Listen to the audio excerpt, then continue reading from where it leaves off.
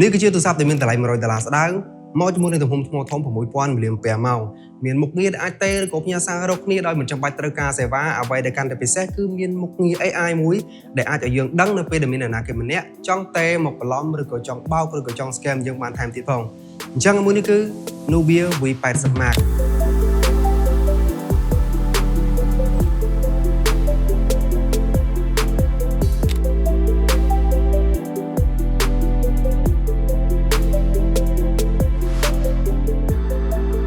អញ្ចឹងឆ្នាំថ្មី2026ហ្នឹងគឺ Nubia បានបញ្ចេញមក model ទៀតទេបងប្អូនគឺ Nubia V80 Max ឆ្នាំមុនគឺយើងឃើញមាន Nubia V80 ដែរប៉ុន្តែគាត់ថា V80 design ណាតែទៅលើការ design ឆ្នាំថ្មីនេះ V80 Max នេះគឺថា minimal ខ្លាំងមែនតើបងប្អូនអត់មានអីញ៉ៃៗទេទាំងប្រទេសកាមេរ៉ារបស់វាក៏អត់មានដាក់អីមកច្រើនដែរបើន័យថាទៅលើក្របកាមេរ៉ារបស់វានេះគឺគេតម្រៀបជាជួរដាច់ចេញពីគ្នាពីលើមកតែម្ដងទៅលើពណ៌របស់វាក៏លាតស្អាតដែរមាន3ពណ៌បងប្អូនមានពណ៌ខ្មៅពណ៌ស្វាយជាមួយនឹងពណ៌មាសពណ៌ gold នៅដៃពុទ្ធកាននេះណាប៉ុន្តែគាត់ថានេះវាមិនដិតខ្លាំងពេកទេបើថាវាពណ៌មាសស្រាលអញ្ចឹងណាហើយសម្រាប់ទូរស័ព្ទមួយគ្រឿងនេះវាកាន់ពេញដៃមែនតើបងប្អូនដោយសារតែអានេះកម្រាស់របស់វាក៏មិនសូវជាស្ដើងពេកដែរបើន័យថាវាប្រហាក់ប្រហែលជាមួយនឹងទូរស័ព្ទទូទៅដែរ 8.3 មីលីម៉ែត្របងប្អូនយើងអាចកាន់មកគឺថាហឹបដៃខ្លាំងមែនតើហើយអេក្រង់របស់វាក៏ធំដែរអានេះ 6.9 អ៊ីនណាទំហំអេក្រង់របស់វាអញ្ចឹងគឺពេលដែលយើងកាន់ប្រើប្រាស់នៅខាងក្រៅជាមួយនឹងពណ៌វានេះគឺស៊ីគ្នាមែនតើហើយខាងក្រោមរបស់វាទៅលើការ design របស់វាណា frame ជុំវិញខាងក្រោមរបស់វានេះគឺយើងឃើញមានជាមួយនឹងរុនកាស 3.5 mm អញ្ចឹងគេដាក់កាសឲ្យយើងស្ដាប់ដែរហើយសម្រាប់ប៊ូតុងរបស់វាអានេះគឺមិនមែនជាប៊ូតុង AI ទេអានេះគឺជា power button នេះធម្មតាទេអានេះគឺយើងអាចដាក់ SIM បាន2បាទអញ្ចឹងសម្រាប់ការប្រើប្រាស់ជាមួយនឹង Nubia V80 Max នេះតម្លៃវា$100ស្ដើងប៉ុន្តែគេបានញាត់មកជាមួយនឹងប្រព័ន្ធការពារជំរាបទឹកក៏ដូចជាការពារធូលីខ្ពស់ដែរបងប្អូនដល់ទៅ IP64 អញ្ចឹងក្បាលលេខ6ណាខ្ពស់គ្រាន់បើដែរអញ្ចឹងទៅលើការប្រើប្រាស់របស់យើងទៅតាមស្ថានភាពផ្សេងៗដូចជាដៃសើមត្រូវតំណក់ទឹកឬក៏សាចទឹកឬក៏ធ្លាក់ចូលទឹកអីមកបងប្អូនមិនចាំបាច់បារម្ភទេដោយសារប្រព័ន្ធការពារប៉ុណ្ណេះក៏វាខ្ពស់ហើយបងប្អូនហើយទៅលើអេក្រង់របស់វាវិញ Nubia V80 Max មួយនេះគឺថាទទួលបានជាមួយនឹងទំហំអេក្រង់ធំដល់ទៅ 6.9 អ៊ីនអញ្ចឹងសម្រាប់ប្រភេទ smartphone ដែលមានកម្រិតតម្លៃប៉ុណ្ណេះ$100ស្ដើងនិយាយទៅតម្លៃពេញរបស់វាគឺ$129បើធៀបទៅជាមួយប្រភេទ smartphone ផ្សេងៗទៀតដែលមានកម្រិតតម្លៃប្រហែលគ្នាពេលខ្លះយើងទទួលបានជាមួយនឹងអេក្រង់ត្រឹមតែ 6.7 ជាងអីទេប៉ុន្តែនេះលោតដល់ 6.9 អ៊ីនអញ្ចឹងយើងងាយស្រួលក្នុងការមើលវាទលាយងាយស្រួលក្នុងការប្រើប្រាស់អញ្ចឹងទៅបងប្អូនហើយសម្រាប់ cam bezel របស់វាបានន័យថា cam សងខាងរបស់វាហ្នឹងគឺគេមិនបន្សល់មកទុកស្ដើងពេកទេវាមិនល្មមទេអានេះវាជារឿងធម្មតាហើយសម្រាប់ប្រភេទអេក្រង់បែបនេះជាការរបស់វារៀងលើយមកខាងលើបន្តិចហើយអេក្រង់នេះគឺជាប្រភេទអេក្រង់តំណក់ទឹកវាអត់ត្រូវបានជាមួយនឹងអេក្រង់ Pancho ឬក៏ទម្លុះអេក្រង់អីទេបងប្អូនហើយសម្រាប់កម្រិតបង្ហាញក៏ដូចជា resolution របស់វាគឺយើងទទួលបានកម្រិត HD+ ចឹងទៅលើការមើលវីដេអូឬក៏ការមើលរឿងផ្សេងៗចេញពីអេក្រង់មកគឺយើងទទួលបានជាមួយនឹងទឹកពណ៌ច្បាស់គួរសមប៉ុន្តែគាត់ថាវាមិនដិតពេកទេសម្រាប់ប្រភេទអេក្រង់ដែលមានកម្រិតបង្ហាញប៉ុណ្ណឹងណាបងប្អូនហើយទៅលើការទស្សនាវីដេអូនៅលើ YouTube គឺយើងទទួលបានជាមួយនឹងកម្រិត 1080p អញ្ចឹងទៅលើការមើលវីដេអូផ្សេងៗ 1080p ខ្ញុំគិតថាវាអូខេសម្រាប់ការប្រើប្រាស់ទូទៅហើយសម្រាប់កម្រិតពន្លឺដែលចេញមកខាងក្រៅដល់ទៅ780 nit អញ្ចឹងកម្រិតពន្លឺប៉ុណ្ណេះខ្ញុំគិតថាវាសមល្មមក្នុងការប្រើប្រាស់នៅខាងក្រៅបានបើសិនជាវាធ្លាក់ទាបក្រោមហ្នឹងគឺយើងពិបាកមើលមែនតើដោយសារតែពេលដែលយើងខាងក្រៅវាត្រូវពន្លឺថ្ងៃត្រូវអីចឹងទៅគឺយើងត្រូវការផលិតមើលខ្លាំងចឹងណាពេលដែលយើងបើកពន្លឺអស់ប៉ុន្តែដល់កម្រិត780 nit ឡើងលើនេះគឺយើងមិនល្មមនៅក្នុងការមើលទេបងប្អូនហើយមួយវិញទៀតទៅលើល្បឿននៃការប្រើប្រាស់នៅលើអេក្រង់នេះគឺយើងទទួលបានជាមួយនឹងកម្រិត refresh rate ដល់ទៅ 120Hz បងប្អូនអញ្ចឹងសម្រាប់បទពិសោធន៍ខ្ញុំជាក់ស្ដែងការប្រើប្រាស់ផ្ទាល់មួយរយៈមកហ្នឹងឃើញថាវារត់រលូនមែនតើវារត់ smooth មែនតើអ្នកនរគ្នាទៅលើការចេញចូលកម្មវិធីផ្សេងៗអញ្ចឹងបើបច្ចុប្បន្នយើងប្រើប្រាស់ជាមួយនឹងកម្មវិធី social media អូ Facebook អូ TikTok ឬក៏មើលទៅលើ YouTube អីផ្សេងៗហ្នឹងបើសិនជាកម្រិត refresh rate របស់យើងធ្លាក់ទាបពេកក៏យើងពិបាកក្នុងការអស់ឲ្យវា smooth ដែរប៉ុន្តែគាត់ថានេះគឺយើងអាចកំណត់ដល់ 120Hz អញ្ចឹងគឺយើងងាយស្រួលក្នុងការប្រើប្រាស់មិនចាំបាច់បារម្ភថាអូទៅវាតាក់ឬក៏វារអាក់រអួលអីទេអានេះគឺជាអ្វីដែលខ្ញុំប្រើប្រាស់ជាក់ស្ដែងនៅលើ Nubia V80 Max មួយនេះអញ្ចឹងសម្រាប់កម្លាំងក៏ជា performance របស់វាវិញសួរថាវាអាចធ្វើអីគេបានខ្លះទូរស័ព្ទដែលមានកម្រិតតម្លៃ$100ស្ដើងនេះគឺ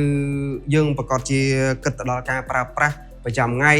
ឬក៏ការប្រើប្រាស់កម្មវិធីតូចៗល្មមអញ្ចឹងណាដោយសារតែវាមិនមែនជាទូរស័ព្ទដែលផ្ដោតទៅលើកម្លាំងអីណាស់ណាទេ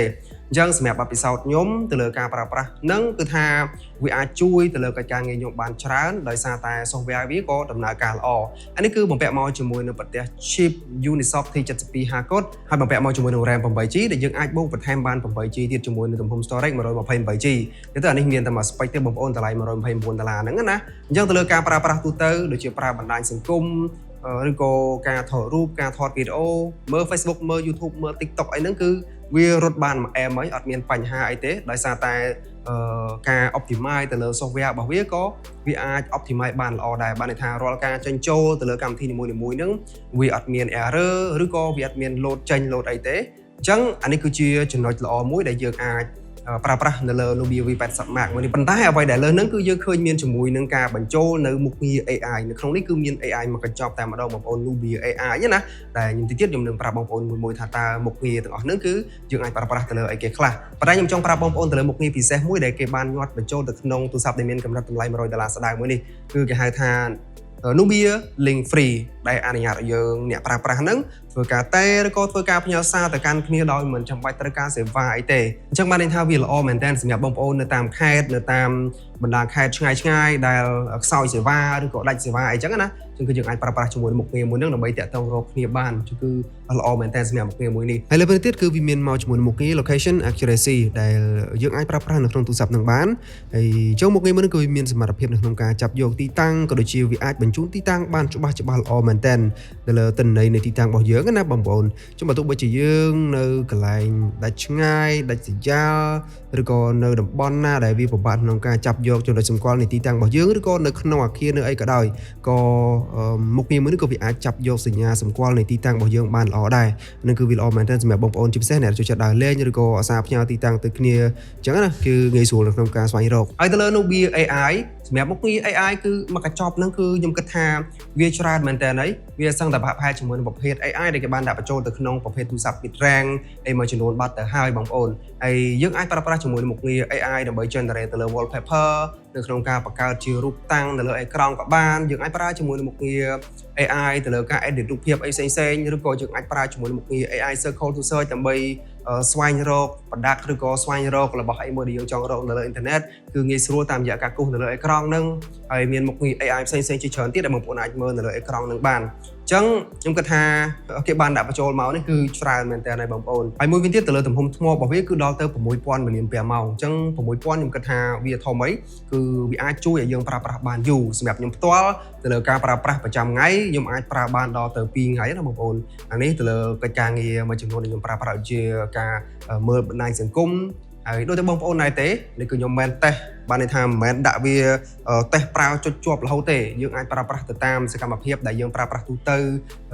ដូចតែយើងប្រើប្រាស់ទូរស័ព្ទផ្សេងៗចឹងដែរហើយយើងអាចមើល YouTube យើងអាចមើល Facebook អាចមើល TikTok ឬក៏អាចលេងហ្គេមអីទៅអញ្ចឹងទៅអញ្ចឹងតើតើទៅជាមួយនឹងការប្រើប្រាស់ទាំងអស់ហ្នឹងគឺវាអាចជួយខ្ញុំប្រើប្រាស់បានដល់ទៅ2ថ្ងៃអីដែរណាបងប្អូនអញ្ចឹងសម្រាប់កាមេរ៉ារបស់វាវិញអានេះគឺយើងបានកាមេរ៉ាក្រោយ50 megapixel កាមេរ៉ាមុខ16 megapixel សម្រាប់កាមេរ៉ាក្រោយយើងអាចថតវីដេអូបាន1080 30 frame អញ្ចឹងណាបងប្អូនទៅលើគុណភាពរបស់វា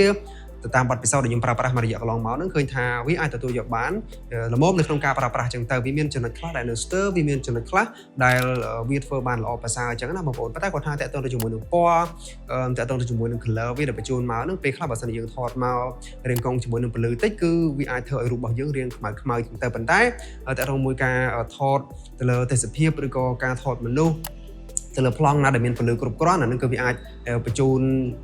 គុណភាពរូបភាពមកបានស្អាតគ្រាន់បើអញ្ចឹងទាំងអស់នេះគឺជារូបដែលខ្ញុំបានថតចេញពី Nubia V80 Max បងប្អូនអាចមើលបានអញ្ចឹងបច្ចុប្បន្ននេះ Nubia V80 Max គឺដាក់លក់នៅលើទីផ្សារហើយបងប្អូនតម្លៃវា$129មានជាមួយនឹង RAM 8GB ដែលយើងអាចបូកបន្ថែមបាន 8GB ទៀតជាមួយនឹងទំហំ storage ឬក៏ហៅថាទំហំ memory របស់វានឹងគឺ 128GB អញ្ចឹងបងប្អូនអាចរកមើលបាននៅតាមហាងដែលនៅជិតបងប្អូនទាំងអស់គ្នាអូខេអញ្ចឹងអរគុណជួបជាមួយខ្ញុំបានមកក្រៅវីដេអូក្រោយទៀតបាយបាយ